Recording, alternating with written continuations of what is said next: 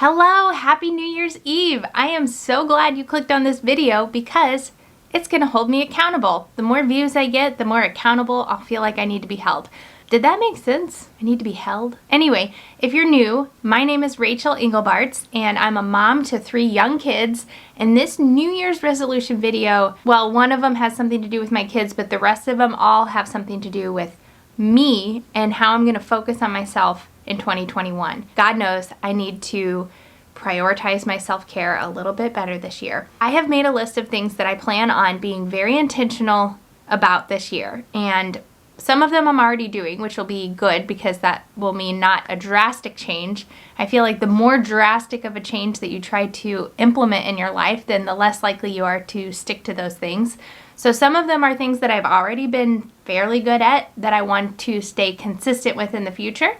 Others I'm going to be starting for the very first time. So I really hope that you enjoyed this video. Go ahead and give it a thumbs up. Subscribe if you haven't already. There is this YouTube algorithm that everybody talks about and it really does help. So just even dropping a comment with the first emoji that comes up in your little phone, frequently used little box thing. Actually, that would be kind of interesting to see like what your most frequently used emoji is. I will drop mine in a comment below too. I think it's the crying laughing face. But yeah, that's a good way to just comment for the algorithm. And I will go ahead and get started in my list of New Year's resolutions for 2021. It is somewhat funny and ironic because I made a list similar to this for the new year in 2019. And then shortly after that, found out I was pregnant with Eloise and everything went out the window because I was like exhausted and pregnant and things looked a lot different than I thought they were going to that year.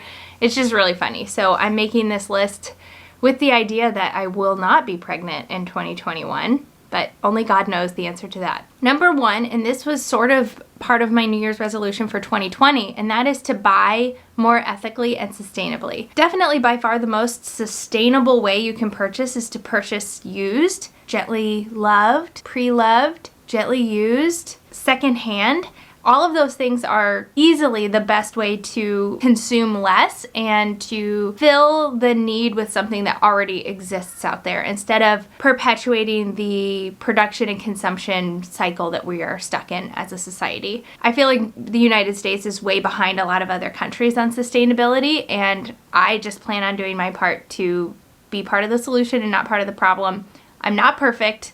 I have been planning for a long time a video of all the things that I've changed in my daily life to try to make an effort to become more ethical and sustainable in just my daily living. And like I said, I'm far from perfect, but I'm much, much better than I used to be.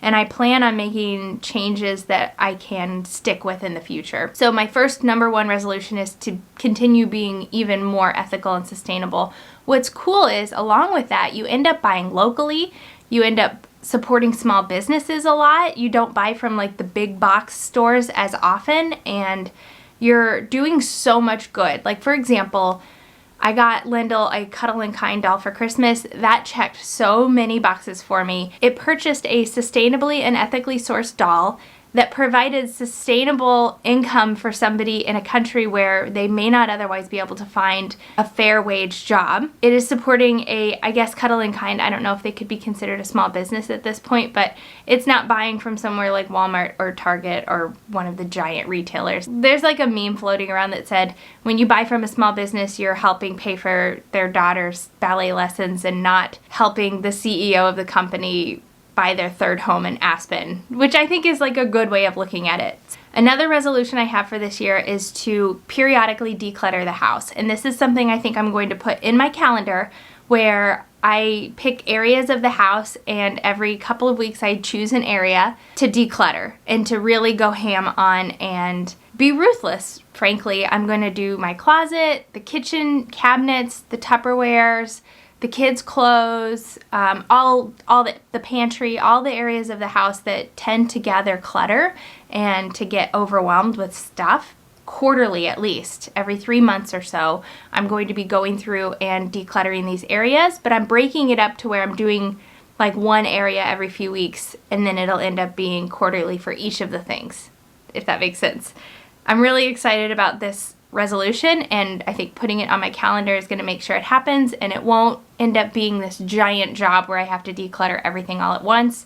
So it's much more likely to get done that way. The next one, this is the only one that I have that really pertains to my kids. Everything else is like, how can I make myself better this year and just like make my mental state more even keel and not like fly off the handle and go off the deep end as often as I did in 2020. So this one has to do with my kids, and that is to be more intentional with the time that I spend with them. I'm going to have a place where I put my phone because I have a very bad habit of working while playing with my kids and just getting stuff done on my phone while playing, and then I'm only half in each place. So I'm going to have a place where I put my phone, put it away, out of sight, where I can't even grab it, and spend that time intentionally playing with my kids. This is one of those things that I've been doing for a while now, and it makes such a huge difference. That feeling that you have at the end of the day, like when you're going to bed and thinking about what you've accomplished and what you need to do the next day, you don't have that guilty feeling that like you were only halfway there for your kids. So it really does make a huge difference in like how you feel the day went when you spend time intentionally 100% on your kids, separate time doing work, and blocking off times for each of those things and not trying to mix them together. Another thing I have for a resolution, and this is something I have been doing, but I want to switch it up to doing it in the morning, is meditating for at least 10 minutes a day. I did a meditation course, a 30-day meditation course that admittedly took me months to complete, where I just did a 10-minute meditation before bed each night, and also admittedly I would fall asleep a lot of the times while I was doing the meditation, which is not ideal. That's not the goal of meditation, but it did help me fall asleep. But doing that in the morning instead of in the evening is a goal of mine, and that just is going to help me get my mind set for the day, and there's no doubt that meditation is going to be helpful and beneficial for me. And so making the time to do that in the morning, even if it's waking up 10 minutes earlier in the morning, which I know sounds like, of course, that would be the easiest thing to do. It's hard, man. When you have an infant, she's not an infant, when you have a baby that is not consistently sleeping through the night, it is very hard to like wake up earlier than you have to, but I really need to do that. And along with that goes my next resolution, and that's working out for 20 minutes in a consolidated chunk each day. The way I've been working out lately is I've just been working out as I can. So I will do a set of push-ups or a plank or leg lifts or lunges or whatever. As I'm taking the kids for a walk, I'll lunge to the end of the cul-de-sac and then do some squats at the end of the cul-de-sac, where I'm doing chunks of workouts at a time throughout the day, and it maybe adds up to 20 or 30 minutes. I want to dedicate a 20-minute segment of time to working out, like riding the Peloton or just like getting away from everything and working out. So it kind of goes with like, I guess like the theme of all of this, besides the sustainability thing, is blocking off my time better and doing working out and meditating and spending time with the kids and working and not mixing those things all together. I think with us all being home more in 2020, it's like everything is intermixed right now, and it is very hard to like separate that out and compartmentalize your life when everything is happening all in your home. God bless those who work from home all the time. I'm so happy that like my main profession of being an eye doctor is at work, because then I can be at work and like that's where my mind is, and that is definitely required for my job there because I use my brain a lot in that job. Okay, so that's another thing, is working out consolidated 20 minutes a day minimum. This is so good for your mental health, and for my mental health is taking the time to do that, even if it's just a 20-minute walk outside. So I think that's super important, definitely for me. Meditation and working out are the two things that I know help my mental state, and those need to be at the top of my list. Another thing I have is a gratitude journal, which I'm going to be starting in the evenings. When I do like my wind down nighttime routine, I'm adding a gratitude journal to that, and I will show you the one I got here. I picked this one. So I looked at a bunch of gratitude journals. I actually asked you guys on Instagram. If you don't follow us on Instagram, my personal one is at Rachel Engelbarts, and then our family Instagram is at Brad and Rach, and we just try to share a lot of like positive, uplifting, family-oriented content on there.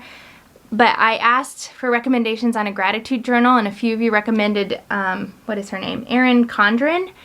This one's called Peaceful Mind, Grateful Heart, and I needed something that has prompts. And so it actually has, this one says, good laughs I had today, ways I challenged myself today, what inspired me today, moments I cared for myself today. And so each day has a different prompt, and you put the date, and then it has a few lines where you can just jot down how I was creative today, feelings I felt today. I think this is amazing because it's not just like word vomit. You have to kind of write down the same 3 things that you're grateful for each day. It actually guides you to think about something specific from that day, like when you were creative. So I really love this. I can link this below for you if you are interested in a gratitude journal as well. Along that same theme of the nighttime routine, I've talked in a few videos about how I'm trying to prioritize that at least like 10 minutes before bed of my nighttime routine. And that's where I at least brush my teeth, wash my face. Sometimes I have a cup of tea. It just kind of depends on the night. Ideally, I would like, before I get in bed, meditate or do a little bit of yoga just to wind down. And then I'm going to add writing in my gratitude journal. But that is something that I really need to make sure I'm consistent about, and maybe even try to lengthen the time that I spend doing my nighttime routine.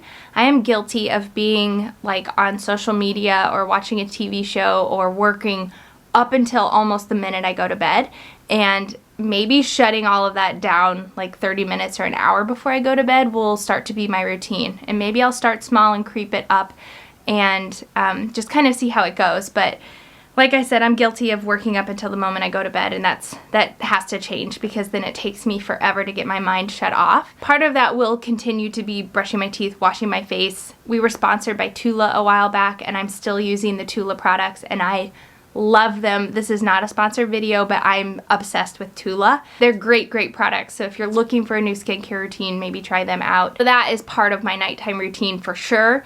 But like I said, just kind of extending that nighttime routine to include a few more things and just to kind of wind down and signal my body for sleep is going to be one of the things that I'm focusing on this year. So I've listed a lot of things. I don't want to overwhelm myself with a bunch of things that won't stick. I also said that some of these things I'm already doing and they're just going to be tweaked or modified, or I'm going to make sure I'm going to be more consistent about them. And my goal is to do all of these things, give it an entire month, and see if that is enough time to make all of these things stick.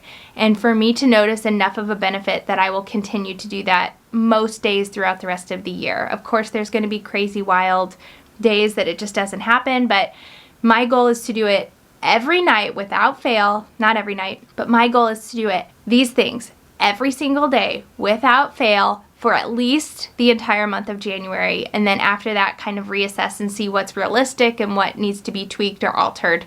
But I'm gonna give myself that entire month to make it happen and notice the benefits that it has for me and see what we can do from there, and if this is something that is sustainable for me. So those are my New Year's resolutions for 2021. Let me know what your New Year's resolutions are in the comments below, because I'm always looking for inspiration, especially if it's just a small thing that I can tweak. Brad always says if there's something he wants to change about himself, he does it right away. He doesn't wait for the new year, and I think that's very admirable. But I do think a new year, fresh start is a great time if you feel like you're in a rut, or if you feel like you just need to focus more on yourself. If you're a mom that is constantly pouring from an empty cup and you need to pour back into yourself, then what better time than a new year, New Year's Day, make a fresh start. And I hope this inspired you to maybe do that for yourself. Self-care as moms is so, so, so important, and I don't know why I'm saying that because I don't do that myself, but maybe doing this consistently for a month is gonna help me prioritize myself a little bit better. I hope you enjoyed this video. Let me know if you have any questions, and you can always drop a comment below. I do love to read those comments on this channel because you guys are amazing. I have the best subscribers on YouTube, so I really appreciate you guys, and Happy New Year. Love on your families. Stay safe and healthy in 2021, and we'll see you in our next video.